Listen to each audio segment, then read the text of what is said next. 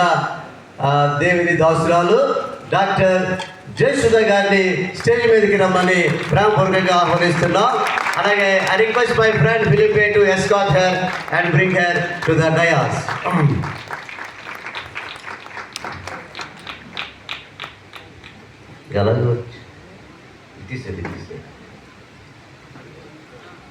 So వారు గొప్ప సాక్ష్యం కలిగి ఉన్నారు. ఆ సాక్ష్యాన్ని మనం వినాలి. దాన్ని విని 10 మందికి చెప్పడం ద్వారా వారికి విశ్వాసము కలుగుతుంది. సో కూర్చోండి మేడం, సిట్ మై ఫ్రెండ్. నా ఫ్రెండ్ ఫిలిపే రోలస్ గారు, వారు జయసుధ గారు కలిసి కొన్ని మూవీస్లో మరి యాక్ట్ చేసి కొన్ని ప్రాముఖ్యమైన సినిమాలు తీయాలని కూడా వారు ప్రయత్నం చేస్తూ ఉన్నారు. భారతదేశానికి ప్రజలను రక్షణలోనికి నడిపించే గొప్ప ఆలోచన సినిమాల ద్వారా అది ఉపయోగించాలని వారు ప్రయత్నం చేస్తూ ఉన్నారు. Now I request doctor Jayasudha madam to come and give your valuable testimony and my son Sunil Victor will come and translate in Korea. Come, అలా తప్పని కొట్టి ఆహ్వానించుకుందాం. రండి మేడం.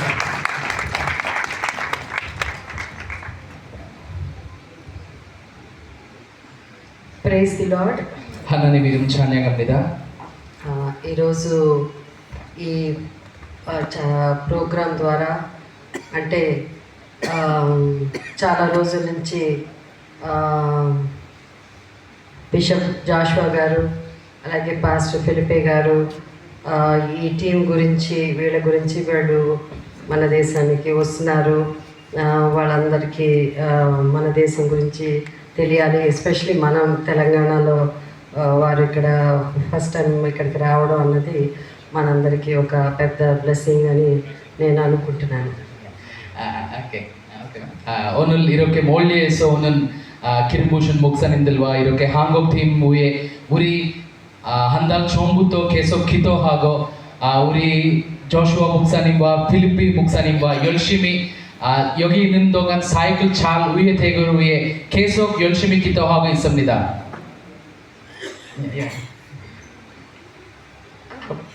చాలా మందికి నా సాక్ష్యం తెలుసు. దాదాపు ఇక్కడ ఒక 80% నా సాక్ష్యం మీరు వినే ఉంటారని అనుకుంటున్నాను. నా సాక్ష్యం ఏంటో తెలుసా? జయసుధ ఎలా క్రైస్తవురాలైందని ఎంతమందికి ఇక్కడ తెలుసు? చాలా మందికి తెలుసు. 여기 있는 많은 사람들 제 간증은 내가 예수가 어떻게 믿었어요. 아마 여기에서 80% 거의 다 사람들 알아요. అయితే నేను చెన్నైలో పుట్టాను. 제가 남인도에 있는 చెన్నై에 살았어요. తెలుగు వాళ్ళమే. తెలుగు 사람입니다. అయితే సినిమాలో యాక్ట్ చేయడం మొదలుపెట్టిన తర్వాత నేను గ్రూప్తంగా చెప్తాను. ఎందుకంటే వాళ్ళ ఎక్కువ టైము నేను సాక్ష్యం చెప్తే ఇది ట్రాన్స్లేట్ అవసరం లేదు. నేను సాక్ష్యం చెప్తే అది ఒక గంట సేపు, గంటన్నర, ఎంతసేపు అన్నా చెప్పొచ్చు, అంత ఉందన్నమాట. కాకపోతే వాళ్ళు కూడా ఉన్నారు కాబట్టి అది కొంచెం షార్ట్ చేసి చెప్తున్నాను. అయితే ముందుగా నాకు ఈ అవకాశం ఇచ్చిన యేసు ప్రభువుకి నా వందనాలు తెలుపుకుంటున్నాను. 처음에 오늘 이렇게 좋은 시간 주셔서 하나님한테 찬양합니다. ఈ నేను చెన్నైలో పుట్టడం తర్వాత ఒక ఫిల్మ్ యాక్టర్ అవ్వడం 12 years సినిమాలో యాక్ట్ చేయడం మొదలుపెట్టాను. 제가 나이 12살부터 영화 배우 하는 사람입니다. ఆ తర్వాత ఒక 16 ఏళ్ళప్పటికి నేను కొంచెం ఫేమస్ అయిపోయాను. 제가 나이 16살 때 16살 때 많은 사람들과 알았어요. 제가. అయితే అప్పుడు నాకు ఇస్నోఫిల్స్ అని ఒక జబ్బు, అంటే మన ఆస్తమా లాగా ఉంటుంది, అది ఎక్కువ వచ్చేది. 제가 몸도 안 좋아하고 제가 아스마 있어요. 몸도 안 좋아하고 발리 기침 같은 거 많이 걸려요. సో ఇంత ఫేమస్గా ఇప్పుడే పైకి వస్తున్న ఒక ఫిలిం యాక్టర్ మాటికి ఇలా జబ్బుతో ఇలా అవస్థతో షూటింగ్లు క్యాన్సిల్ చేస్తే మీకు మీ అమ్మాయి ఇంకా సినిమాల్లోకి రాణించలేదు, ఇంకా ఆ అమ్మాయిని ఎవరు పెట్టుకోరండి అని ఆ ప్రొడ్యూసర్లంతా మా తల్లిదండ్రులు చెప్పారు. 제가 영화 배우 잘 하고 있는데 몸이 안 좋을 때문에 가끔 멈추면 다른 사람들 맨날 몸 아파요, 몸 아프면 영화 배우 어떻게 할 수 있어요? 그렇게 다른 사람들한테 계속 그런 말을 해요. అప్పుడు మేము చాలా ఒక నేను పుట్టిన మేము బ్రహ్మ సమాజం, అంటే బ్రహ్మ సమాజం అయినా కూడా అది హిందూ కుటుంబమే. బ్రహ్మ సమాజం అంటే విగ్రహారాధనలంతా ఎక్కువ చేయరు కానీ చెయ్యని ఒక హిందూ కుటుంబం అన్నమాట. 제가 어렸을 때부터 힌두 사람입니다. 예수고 안 믿고 그냥 힌두 신 따라가고 있습니다. అయితే వాళ్ళు అప్పుడు మేము చాలా చోట్లకి వెళ్ళాము. ఈ హెల్త్ బాగా అవ్వాలంటే దర్గాకి వెళ్ళమంటే వెళ్ళాము, గుడికి వెళ్ళమంటే వెళ్ళాము. అలాగే ఎక్కడికి వెళ్ళినా నయం కాలేదు. 많은 사람들 나한테 이렇게 말을 했어요. 당신 몸이 안 좋으니까 이신 가서 예배하라, 아니면 이슬람 가서 예배하라. 이렇게 여러 교회 다니고 힌두 템플 여러 가고 계속 열심히 하고 있어요. అప్పుడు మాకు తెలిసిన ప్రొడ్యూసర్ ఒక ఆయన నాగపట్నంలో ఒక చర్చ్ ఉంది, అక్కడ వెళ్ళండి అలా అన్నారు. 그러나 제가 알아보는 한 사람은 이렇게 얘기했어요. 나가파트넘라고 인도에 하나 도시 있어요. 거기 가서 교회 있어요. 한군 교회도 갔다 와라고 얘기했어요 나한테. సరే మేము అక్కడ ప్రయాణం చేసి మాకు ఎలా ప్రార్థన చేయాలి, ఫస్ట్ టైం చర్చ్కి వెళ్తున్నాము, అందరూ మోకాళ్ళ మీద కూర్చుని ప్రార్థన చేస్తున్నారు. అది కూడా వాళ్ళని చూసి మేము కూడా అలాగే మోకాళ్ళ మీద కూర్చుని దేవుణ్ణి ఏమి అడగాలో మాకు తెలిసిన విధానంగా మేము ప్రార్థన చేసాం. 제가 처음에 첫 번째 교회 갈 때는 어떻게 예수님과 믿어야 돼요? 아니면 어떻게 기도하는지도 제가 잘 몰라요.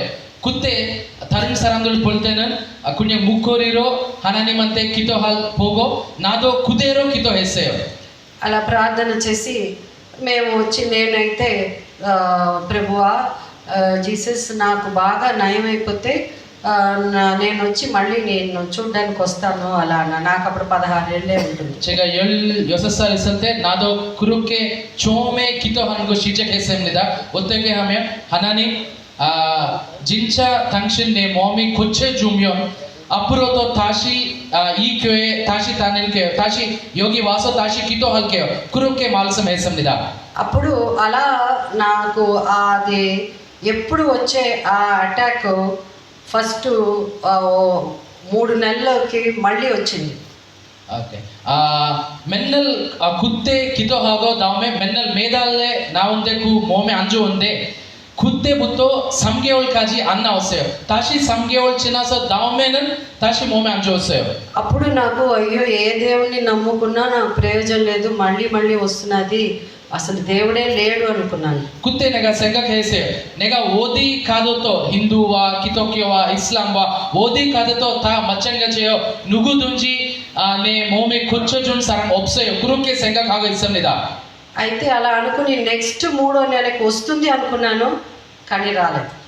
그러나 제가 마지막에 옛날에 교회 다녔으나 거기에서 기도하고 나온부터 지금까지 그 마음에서 다시 그렇게 아픈 거는 아직까지 안 나왔어요. 하나님 이름 찬양합니다.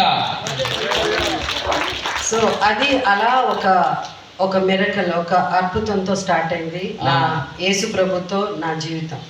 그때부터 제가 예수님을 믿고 따라가는 거 시작했습니다. అయితే తర్వాత పెద్ద యాక్టర్ అయిపోయాను, చాలా ఫేమస్ అయిపోయాను. దేవుడు గురించి పెద్ద ఆలోచించే టైం కూడా లేదు. దేవుని మర్చిపోలేదు కానీ ఆయనకి టైం ఇవ్వలేదు. 그 다음부터 제가 영화 배우에서 많은 사람들 알고 되고 있어. 그러나 내가 돈도 많이 벌고 다시 하나님한테 시간 안 주셨어요 제가. అయితే అట్లా అయిన తర్వాత నాకు 1985లో పెళ్ళయింది. 제가 1985년에 결혼했어요. అప్పుడు మా శ్రీవారు, మా ఆయన నితిన్ కపూర్ గారు, నేను దీనికి వెళ్ళాను బ్యాంకాక్, అంటే పటాయా బీచ్ అని బ్యాంకాక్లో పెళ్ళైన కొత్తలో అక్కడికి వెళ్ళాం. 제하고 제 남편과 같이 బ్యాంకాక్ 갔어요. 둘이. వెళ్ళిన తర్వాత అక్కడ పటాయా బీచ్లో చాలా వాటర్ స్పోర్ట్స్ అంతా చాలా ఉంటుంది. 거기에다가 뱅콕에 있는 바다에 비치 있어요.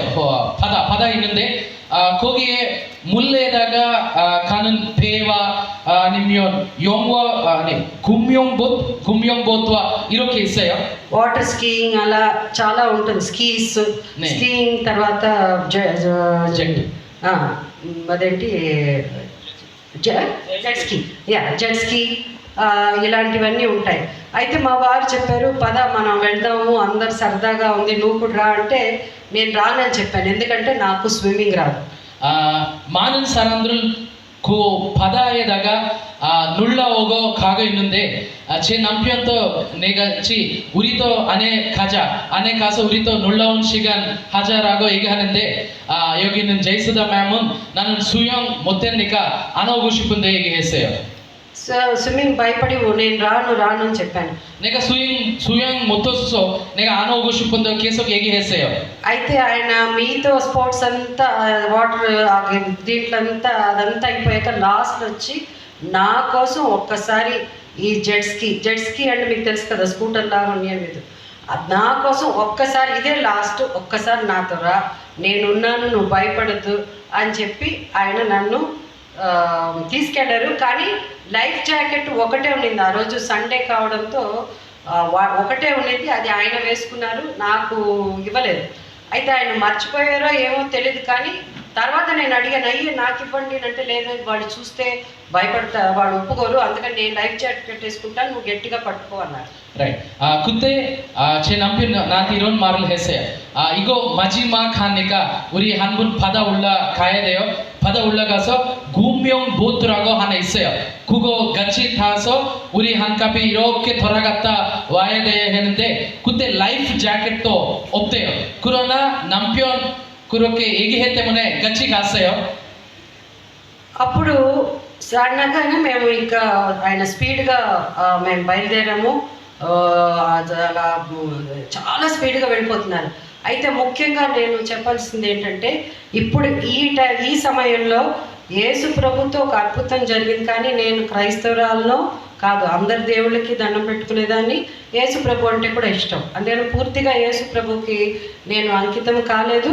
నాకు అందరి దేవుళ్ళలో ఎంతమంది దేవుళ్ళు ఉన్నారో వాళ్ళల్లో ఈయన ఒకరు, అంతే తప్ప వాళ్ళల్లో కూడా ఈయన ఆఖరి, వాళ్ళ ముందు ఈయన ఆఖరి. అప్పుడు ఆ సమయంలో 그때 제 남편 같이 이렇게 물 안에 바다 안에 들어가는데 그때 나는 예수고 잘 안 믿어요. 인도에 많은 신 있는데 그 신에서 예수님이 제일 마지막 신이라고 제가 생각했던 사람입니다. 제 남편 같이 이렇게 물 안에 들어갔어요. అయితే అప్పుడు ఆయన స్పీడ్గా వెళ్ళిపోతూ నేను కూడా గట్టిగా కళ్ళు మూసుకొని ఆయన పట్టుకుని ఒక చోటకి వెళ్ళగానే చాలా భయం వేసింది. గాలి ఒకలాంటి లాగా అనిపించి మెల్లిగా కళ్ళు తెరిచి చూస్తే మొత్తం సముద్రం, అక్కడ బీచ్ కనిపించలేదు, మనుషులు కనిపించలేదు, మేము ఒక్కరమే ఆ జెట్స్కి ఇలా పైకి వెళ్ళి జంప్ అవుతున్నారు, పైకి వెళ్ళి ఇలా జంప్ అవుతున్నారు. 그러나 우리 남편과 같이 너무 올라갔어요. 너무 안에 가는데 거기 사람 아무도 없어요. 공기도 너무 세게 나오겠는데 우리 타는 구명보트와 올라갔다가 밑에 갔다가 올라갔다가 밑에 갔다가 이렇게 하는데 అప్పుడు నేను చెప్పాను మా వారికి, ఏమండి నేను పడిపోతానేమో. ఆయన అంటున్నారు, సౌండ్ విను అంటే ఆ స్పీడ్లో వెళ్తున్నది, ఆ గాలికి దీనికి ఆయన వినపట్లే. ఏం చెప్తున్నావు లేదు నేను పడిపోతానేమో, నాకు బ్యాలెన్స్ తప్పైపోతుంది, పడిపోతున్నానేమో అని చెప్పి నేను రెండు చేతులు నాకు బ్యాలెన్స్ తప్పిపోయి ఆ రెండు చేతులు ఆయన వదిలేసి అట్నే నేను నీళ్ళలోకి పడిపోయాను. 이렇게 올라갔다 밑에 가는데 너무 세게 가는데 내가 남편한테 계속 했어요. 난 무서워요 하는데 그 바람 때문에 자기도 안 들렸어요. 또 쭉 계속 가는데 너무 무서워서 두 손으로 들어줬어요. 제가 바다 안에. అప్పుడు నేను నీళ్ళు లోపల పడే ముందు పడుతున్నప్పుడు మనకేమనిపిస్తుంది, మనకి ఈత రాదు, మనకి ఎక్కడి నుంచి ఎప్పుడు పడినా ఇదే లాస్ట్ డే అని అనిపించింది. ఆ సమయంలో మన ప్రాణాలు పోతుంది అనుకునే సమయంలో మనం ఏమంటాం, దేవుడా అని పిలుస్తాం. ఎవరు ఏ దేవుడికి దండం పెట్టుకుంటారో ఆ దేవుడి పేరు రావచ్చు. కానీ ఆ సమయంలో నేను యేసు ప్రభువుని ఎప్పుడు ప్రార్థన చేసింది లేదు. ఆయన ఉన్నారు, ఆయన ఒక ఫ్రెండ్ లాగో లేకపోతే ఆయన ఎప్పుడు ఉన్నారు అంతే. కానీ ఆ సమయంలో నేను దేవుడా అని పిలిచేటప్పుడు నాకు తెలియకుండా నేను రోజు పూజించే ఆ సమయంలో ఆ దేవుడి పేరు రాకుండా యేసు ప్రభు జీసస్ క్రైస్ట్ అని చెప్తుంటారు. 그때 물란에 들어주는데 누구든지 물란에 들어주면 기도해요. 하나님 이렇게 불러요. 나도 그렇게 부르는데 그러나 제가 삶에서 한 번도 예수님이 이렇게 한 번도 안 불렀어요. 그런 애가 물란에 들어주는데 하나님 그렇게 불렀는데 갑자기 예수님이 봤어요. 제가 할렐루야. హల్లెలూయా. అప్పుడు యేసు ప్రభు పేరు చెప్తూ నేను నీళ్ళలోకి లోపలికి వెళ్ళిపోయి నేను అంటే ఈత రావడం కాకపోతే నాకేంటంటే మనం చదువుకోవడం వల్ల మన సినిమాలు చాలా చేయడం వల్ల చూడడం వల్ల మనం నీళ్ళలో వెళ్ళినప్పుడు మనం ఊపిరి బిగించుకుంటే నీళ్లు మింగము. సో నీళ్లు తాగకుండా ఉండాలి, నీళ్లు ముక్కు లోపలికి వెళ్ళకుండా నోటి లోపలికి వెళ్ళకుండా ఉండాలంటే ఊపిరి బిగించుకోవడం. Right. 그때 내가 큰 소리로 불렀어요. 예수님 이렇게 불렀는데 물 안에 들어가는데 제가 어렸을 때 공부할 때도 이렇게 있어요. 우리 언제나 물 안에 들어가면 물 먹지 먹어야 돼요. 안 먹어야 돼요.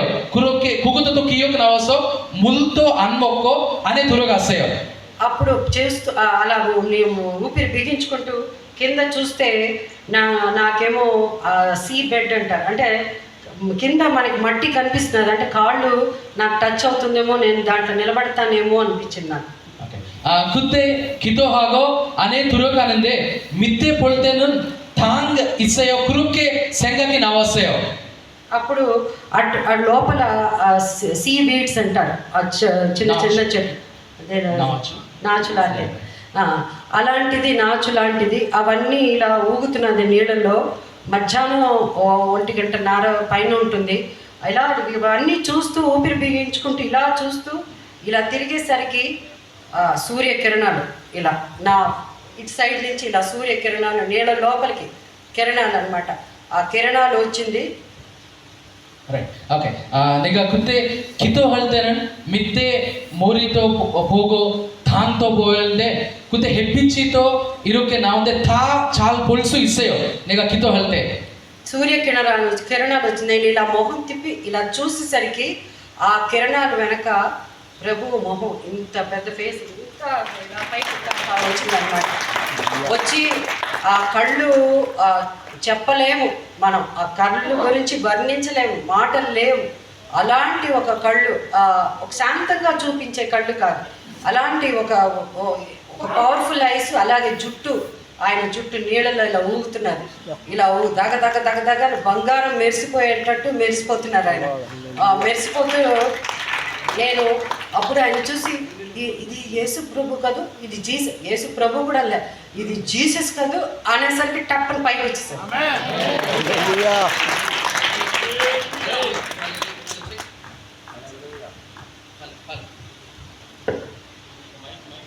అన్న మైక్ ఒకళ్ళు సెట్ చేయండి అన్న దయచేసి.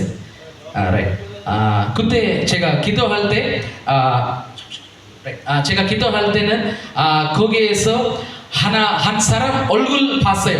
그 얼굴로는 머리도 많이 있고 그 머리도 금 색깔이에요.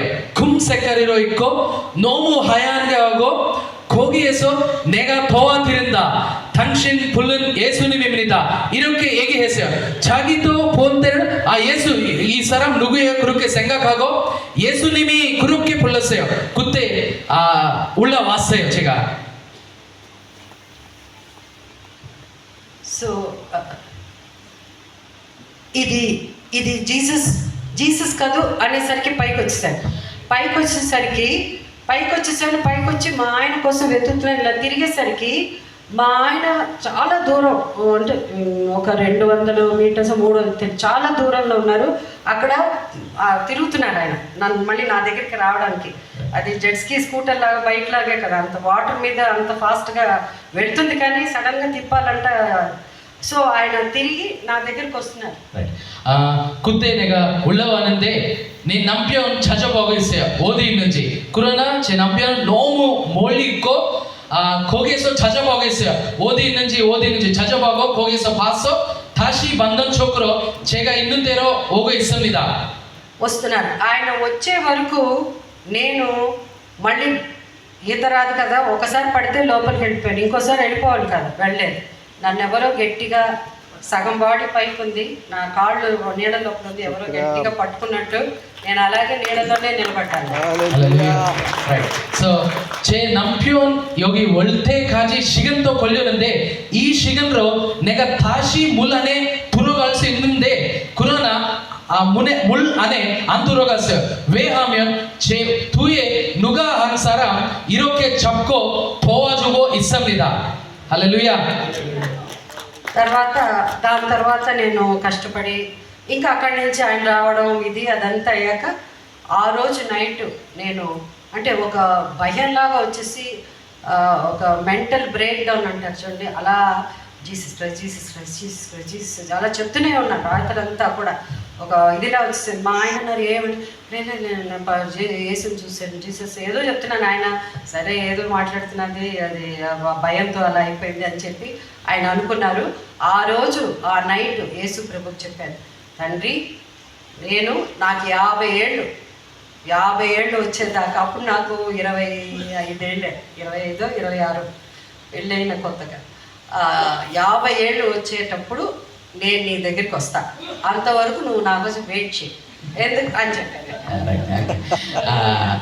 그때 기도하고 다음에 집에 들어가는데 밤새 제가 그냥 예수 그렇게만 이름만 불러겠는데 제 남편은 아마 무서워서 그래요. 왜 하나님한테 부르는데 무서워서 그냥 예수 하는데 그때 제이스다 맘과 이렇게 하나님한테 약속을 했어요. 그때 제 나이는 25인데 제가 50년 없을 때까지 당신 기다려 주세요. 제가 나이 50 하면 당신 일할게요. 그렇게 약속을 했어요. 그때. సో 50 years దాకా అంటే నేను అప్పుడు ఇంకా సినిమాలు యాక్ట్ చేస్తున్నాను, ఇంకా ఫ్యామిలీ ఇదంతా తెలుసు నాకు. సో అంత ఈజీగా చెప్పి కన్విన్స్ చేయలేం ఫ్యామిలీ కదా. 제 가족과 예수도 안 믿을 때문에 빨리 예수님 따라가는 게 너무 어려워서 그때 제 나이가 25살인데 50 올 때까지 기다리라고 예수님한테 얘기했어요. అయితే అలా చెప్పిన తర్వాత 42nd ఇయర్కి ఒకరోజు అప్పుడు కొన్ని సంఘటనలు, మా ఫ్యామిలీలో కష్టాలు, ఫైనాన్షియల్ ప్రాబ్లమ్స్, ఇలాంటివి సినిమాల్లో డబ్బులన్నీ పోగొట్టుకున్నాము. అలా చాలా ప్రాబ్లమ్స్లో ఉన్నట్టు ఒకరోజు వెళ్ళి చర్చికి వెళ్ళి డిసైడ్ చేసుకున్నాను, వెళ్ళి నేను ఇలా క్రైస్తవులుగా ఇలా మారిపోవాలనుకుంటున్నానంటే చర్చిలో మీరు ఎప్పుడు పడితే అట్ట వస్తే అలా అంతా మారిపోవడానికి లేదమ్మా, ముందు ఆయన గురించి తెలుసుకోవాలి, మీ పుస్తకాలంతా ఉంటాయి కదా అవన్నీ చదువుకోండి, ఫస్ట్ మీ ఫ్యామిలీ ఒప్పుకున్నారా అని అడిగారు. 제가 42살 있을 때 가족에 많이 문제 생기고 제가 연구하는 거기에도 또 문제 많이 생기고 돈도 다 없는데 그때 제가 생각을 했어요. 뭐 문제가 있는데 내가 다시 한번 예수님과 만나야 돼 해서 42살 있을 때 다시 하나 오는 교회 갔어요. 오는 교회 가는데 거기 있는 목사님은 당신 오고 싶을 때마다 와서 가고 싶을 때마다 가면 안 된다라고 나한테 얘기해서 이제 먼저 꼭 예수님과 따라가야 돼 그런 말을 했어요. 거기 있는 목사님한테. అయితే నేను దాని తర్వాత మా ఇంటికి వెళ్ళాక మా నాన్నగారు చనిపోయాక మా మదరు మాతోనే ఉండేవారు. అప్పుడు మా మదరు ఎక్కువ ఒక బ్రాహ్మణ కుటుంబం, మా మదరు ఒక బ్రాహ్మణ కుటుంబం నుంచి వచ్చిన, మా నాన్నగారు మదరు లవ్ మ్యారేజ్ వాళ్ళది. 오케이. So 제가 그때 다시 집에 가서 엄마한테 얘기했어요. 엄마 제가 예수님 따라가고 싶어요. 그렇게 얘기하는데 아빠는 없어요. 아빠는 하늘나라 가세요. 예수님 아빠는 돌아가셨어요. 그때 예수님 안 믿었는데 엄마한테만 이렇게 얘기했어요. 엄마 내가 이제부터 예수님 따라가고 싶어요. అయితే మా వారికి చెప్పడం కంటే మా అమ్మకి చెప్పడానికి నేను భయపడ్డాను. సో మా అమ్మ భోజనం చేస్తూ ఉన్నప్పుడు నేను మా అమ్మ ముందు కూర్చొని, అమ్మ నేను ఇలా క్రైస్తవురాలుగా మారాలి అనుకుంటున్నాను అలా అని అన్నాను. అనగానే ఆమె ఏం మాట్లాడలేదు, నన్ను చూడలేదు, చూడకుండా తింటున్నారు. మీకు ఇష్టం ఉందో భయం వేసింది. ఇప్పుడు ఎక్కువ వీళ్ళకి ఛాన్స్ ఇస్తే వీళ్ళు ఏదైనా మాట్లాడేసి ఏదో చెప్పేస్తారని వెంటనే మీకు ఇష్టం ఉన్నా లేకపోయినా నేను డిసైడ్ చేసుకున్నాను మారాలి అని చెప్పాను. వెంటనే మా అమ్మ నన్ను చూసి, ఆయన నీకోసం ఎప్పటి నుంచో వెయిట్ చేస్తున్నారు, నీకు టైం వచ్చింది వెళ్ళిపోవాలి. 제가 엄마한테 이런 말을 했어요. 그때 엄마 음식을 먹고 있는데 아마 제가 예수님이 따라가고 싶은다라고 그런 말을 얘기할 때는 아마 제 얼굴 보고 하나님 언제부터 당신 위에 기다려하고 있는데 지금 왜 이렇게 늦었어요? 빨리 이제부터 빨리 따라가라고 나한테 얘기했어요. 아멘. సో అలా నా ప్రయాణం చాలా ఉంది చెప్పడానికి. మొత్తం నేను చెప్పాలంటే మీరు చాలా వినొచ్చు. అద్భుతాలు అనగానే మనం ఇది జనరల్గా వాళ్ళకి మాట్లాడుతాం. అద్భుతాలు అనగానే మనం ఏమనుకుంటామంటే కోట్ల డబ్బులు వచ్చేస్తాయి, లేకపోతే ఏదో అయిపోతుంది అలా అని. అఫ్కోర్స్ హెల్త్ పరంగా మనకి ఇదైతే అది అద్భుతం అవుతుంది, ఇలాంటివి చాలా ఉంటాయి. కానీ చాలా చాలా కష్టాలు పడ్డాను. కానీ ప్రభు దగ్గర నుంచి నేను పొందుకుంది ఏంటంటే, మనల్ని మనం ఎంత తగ్గించుకుంటామో అంత మనమే బాగుంటాం ఫస్ట్. దానివల్ల ఆ అద్భుతం ఎవరితో ఏమంటే ఆ పెద్ద మెరకల్ మనకి జరుగుతుంది. సో ఇది చాలా ముఖ్యమైనది, మనందరూ తెలుసుకోవాల్సింది. దాని తర్వాత చాలా జరిగింది. ఇలా ఇప్పటి నుంచి మనం చెప్పండి. దాని తర్వాత చాలా చాలా మిరకల్స్ జరిగింది. మా ఫిలిం ఇండస్ట్రీలో అందరు అన్నారు ఏంటి, పైగా ఫిలిం ఇండస్ట్రీలో క్రైస్తవులు చాలామంది ఉన్నా కొంతమంది వాళ్ళ ఫ్యామిలీ పుట్టుకతోనే క్రైస్తవులు కాబట్టి వాళ్ళ పేర్లలో ఉండేది. కానీ ఒక వేరే దీంట్లో నుంచి వచ్చి ఇంకో ఫేత్ నుంచి వచ్చి బయట ధైర్యంగా నేను నా దేవుణ్ణి, నేనే పీటర్కి వేసుకున్న నా 3 సార్లు నువ్వు నన్ను కాదంటావు, నువ్వు ఎవరో తెలియదు అంటావని నాకు అది మైండ్లోనే ఉంది. ఏంటి ఇప్పుడు ఆయన నన్ను కాపాడు, నేను చెప్పకపోతే ఆయన దేవుడిని నేను చూసానని బయట చెప్పకపోతే ఇప్పుడు ఉన్న ఈ 20th 21st సెంచరీలో ఎట్లా అవుతుంది? అందుకని నేను ధైర్యంగా నేను యేసు ప్రభువుని చూశాను, నేను క్రైస్తవురాలుగా మారానని. దానివల్ల నాకేమి లాభం అయితే దేవుడితో ఉంది, కానీ మనుషులతో అయితే లాభం జరగలేదు. 제가 영어 배운 사람 때문에 그런 영어 배울 때 사람한테 이렇게 예수님 거 믿으세요 그런 막 얘기하면 거기는 안 돼요. 왜냐하면 거의 다 힌두 사람들 때문에 거기 내가 예수 거 믿으세요 그런 말을 얘기하면 안 되는데, 그러나 성경책 읽을 때 이렇게 생각 나왔어요. 베드로도 3번 하나님한테 몰라요 얘기하는데 나도 그렇게 얘기하면 안 된다니까 나도 이번에 꼭 가서 거기 영어 배운 다 사람들한테 가서 내가 예수 거 믿었어요 그렇게 얘기했어요. 할렐루야. అయితే అట్లా మా ఇండస్ట్రీలో ఫిలిం ఇండస్ట్రీలో అందరు ఉన్నారు, ఎంత డబ్బులు ఇచ్చారు, ఎన్ని కోట్లు ఇచ్చారు మీకు, డబ్బులు ఇవ్వకుండా మా అందరికి ఇస్తారంట కదా. నా ఫోన్ కూడా చేశారు, అమ్మా నేను కూడా మారిపోతాను. పెద్ద క్యూవే ఉండేది, చాలామంది మారిపోతాం చెప్పండి అని. చాలా కొంతమంది ఎగతాళిగా, కొంతమంది సీరియస్గా, ఇలా నేను చాలా చాలా కష్టపడ్డాను. కుటుంబంలో కూడా మా వాళ్ళు ఏ దేవుడికి దండం పెట్టారు. ఇప్పుడు కూడా మా ఫ్యామిలీలో చాలా మంది ఏ దేవుడికి దండం పెట్టారు. 거기는 여호와 배운 많은 사람들 나한테 뭐라고